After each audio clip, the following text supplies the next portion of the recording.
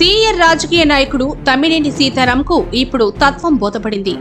జగన్ ప్రాపకం కోసం విలువలకు వలువలు వదిలేని మాజీ ముఖ్యమంత్రి చంద్రబాబును, ఆయన కుటుంబాన్ని విమర్శల పేర తిట్టడమే పనిగా పెట్టుకున్న తమ్మినేని సీతారాంకు జగన్ మొండి చేయి చూపారు. రాజ్యాంగబద్ధమైన పదవి ఔన్నత్యాన్ని కూడా కించపరిచి స్పీకర్ హోదాలో ఇష్టారీతిగా అనుచిత వ్యాఖ్యలు చేసిన తమ్మినేని సీతారాంకు జగన్ చక్కటి బహుమానమిచ్చారు. ఆముదలవలస నియోజకవర్గం టికెట్ను మాజీ ఎంపీ బొడ్డేపల్లి రాజగోపాలరావు కుటుంబం నుంచి బొడ్డేపల్లి పద్మజకిచ్చేశారు. నిజానికి తమ్మినేని సీతారాం ఈసారి తాను పోటీ చేయనని, తన కుమారుడికి ఛాన్స్ ఇవ్వాలని చాలా కాలంగా జగన్ను అడుగుతూ వచ్చారు. అయితే చూద్దాం చేద్దాం అంటూ దాటేశారు జగన్. చివరికి తనదైన శైలిలో కనీస సమాచారం కూడా ఇవ్వకుండా ఆముదలవలస నుంచి తమ్మినేని కుటుంబాన్ని పక్కన పెట్టేశారు. తమ్మినేని తన సీనియారిటీని గుర్తించి ఓసారి మంత్రిని చేస్తే ఇక రాజకీయాల నుంచి తప్పుకుంటానని జగన్ను కోరుతూ వస్తున్నారు.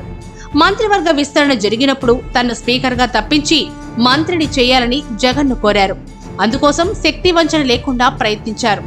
అందుకు జగన్ నుంచి సానుకూల స్పందన వచ్చిందో ఏమో కానీ స్పీకర్ చైర్లో కూర్చున్నానన్న స్పృహ కూడా కోల్పోయి ఆయన ఫక్తు వైసీపీ ఎమ్మెల్యేలా వ్యవహరించారు. ఒక సందర్భంలో అచ్చెన్నాయుడుతో మంత్రినయ్యి కిందకొచ్చి మీ సంగతి తేలుస్తానంటూ సవాల్ కూడా చేశారు. అయితే జగన్ మాత్రం తమ్మినేనిని లైట్ తీసుకున్నారు. తమ్మినేనికి స్పీకర్ పదవి ఇవ్వడమే గొప్ప, అందుకు ఆయన చేయాల్సిన పని విపక్ష నేతను, విపక్ష పార్టీని తిట్లతో కంట్రోల్ చేయడమేనని భావించినట్లున్నారు.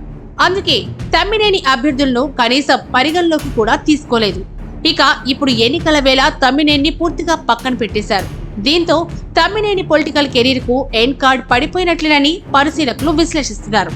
పార్టీ గెలిస్తే ఎమ్మెల్సీ అవకాశం ఇచ్చి మంత్రిని చేస్తామని తమ్మినేనికి జగన్ సజ్జల ద్వారా ఓ హామీ అయితే పారేసినట్లుగా చెప్తున్నారు. ఇలా తానిచ్చే హామీలకు జగన్ ఏ పార్టీ విలువ ఇస్తారో వేరే చెప్పనవసరం లేదు. ఇక తమ్మినేని సంగతే పాపం దారుణంగా మారిపోయింది. ఏదో ఆశించి తన విలువలను తగ్గించుకొని ప్రతిష్టను మంటగలుపుకొని మరీ జగన్ కోసం పనిచేస్తే ఇప్పుడు బోడి మల్లయ్య సామెతగా ఆయన పరిస్థితి మారిపోయింది.